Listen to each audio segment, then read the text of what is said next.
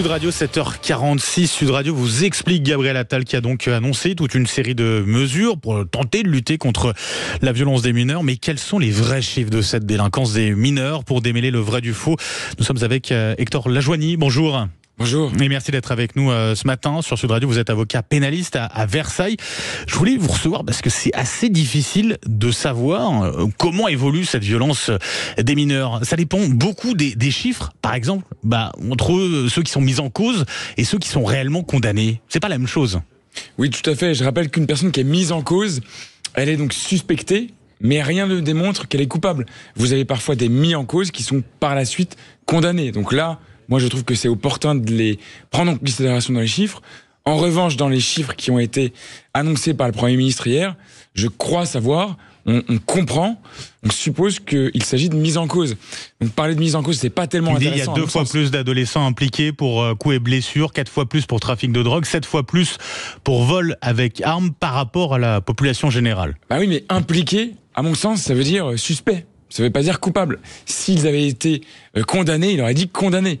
Donc moi, je trouve que ça serait intéressant que le garde des Sceaux ou que Matignon communique la réalité de ces chiffres, puisque quand on écoute les syndicats de magistrats ou quand on lit les journalistes, personne n'est capable pour l'instant de confirmer ces chiffres. Donc je vois pas du tout Matignon mentir, mais enfin en tout cas sur ces chiffres-là. Mais ça sera intéressant de voir exactement comment ces chiffres sont calculés et qu'est-ce que cela représente concrètement. Est-ce qu'au moins sur la question des condamnations, on a une idée de l'évolution réelle du nombre de délinquants mineurs qu'on a en France? Est-ce qu'il y a de plus en plus de condamnations ou pas? C'est une excellente question. Moi, je peux pas vous le confirmer. C'est ce que Matignon indique. Moi, j'attends que dans les jours qui arrivent, ils nous disent sur quoi ils se fondent pour indiquer que oui, il y a davantage de violences des mineurs. Je pose la question, c'est pas parce qu'on a des faits divers, même quasiment un fait divers par jour, scandaleux, stupéfiant, que pour autant, la délinquance des mineurs augmente vraiment. Ça n'est pas parce qu'il y a des faits divers que vraiment ça augmente. On ne sait pas. À votre échelle, que voyez-vous en tant qu'avocat? Est-ce que vous voyez de plus en plus de mineurs qui sont condamnés? Moi, en tant qu'avocat pénaliste, mon expérience, c'est que oui, on voit des personnes de plus en plus jeunes, oui, on voit de plus en plus de mineurs se livrer à des actes de violence importants. C'est mon expérience. Est-ce que ça permet de décrire une réalité? Je ne sais pas. Mais en tout cas, sur les motifs, ça veut dire qu'on a de plus en plus en tout cas, c'est ce que vous voyez à votre échelle, donc de plus en plus de jeunes qui sont condamnés avec des violences de plus en plus importantes aussi, de plus en plus jeunes et avec des violences de plus en plus importantes, c'est ça? Oui, mais encore une fois, c'est mon expérience et je trouve que le gouvernement devra vraiment communiquer sur la réalité des chiffres pour qu'on puisse avoir un débat serein et utile. Pour l'instant, Gabriel Attal a annoncé des chiffres hier sans vraiment les détailler. Au niveau des condamnations, est-ce que c'est vrai, là encore à votre échelle, je vous pose la question, est-ce que c'est vrai qu'on s'oriente de plus en plus vers des peines alternatives plutôt que des peines de prison véritablement? C'est simplement que la France est signataire de la Convention internationale des droits de l'enfant et que cette convention internationale lie la France puisque la France s'est engagée et qu'il y a plusieurs principes qui ont désormais valeur constitutionnelle en France, notamment la primauté de l'éducatif sur le répressif pour les enfants et notamment l'atténuation de la responsabilité pour les mineurs.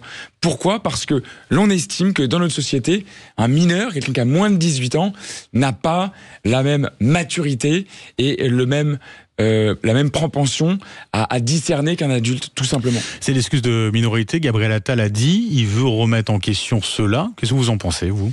Moi, honnêtement, je trouve que ça ne sert à rien parce qu'en fait, l'excuse de minorité, de 16 à 18 ans, le juge peut l'écarter. Donc le juge peut déjà l'écarter. Le juge connaît le dossier.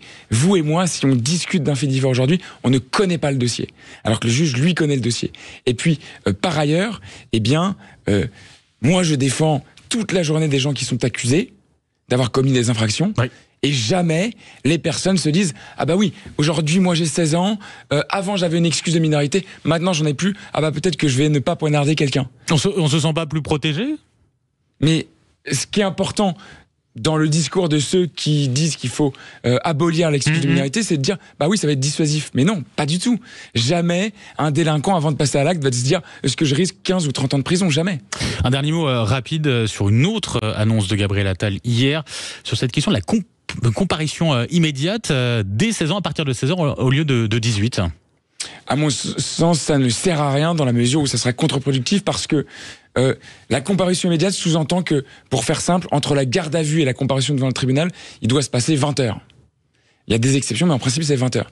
Comment voulez-vous cerner la personnalité d'un mineur en 20 heures? Je rappelle qu'en 20 heures, les policiers sont débordés, les services du parquet sont débordés et que les tribunaux sont débordés. Donc je pense sincèrement que c'est une fausse bonne idée. Dernier élément, je rappelle qu'il y a maintenant l'audience unique qui permet de juger un mineur en 1 mois. Voilà.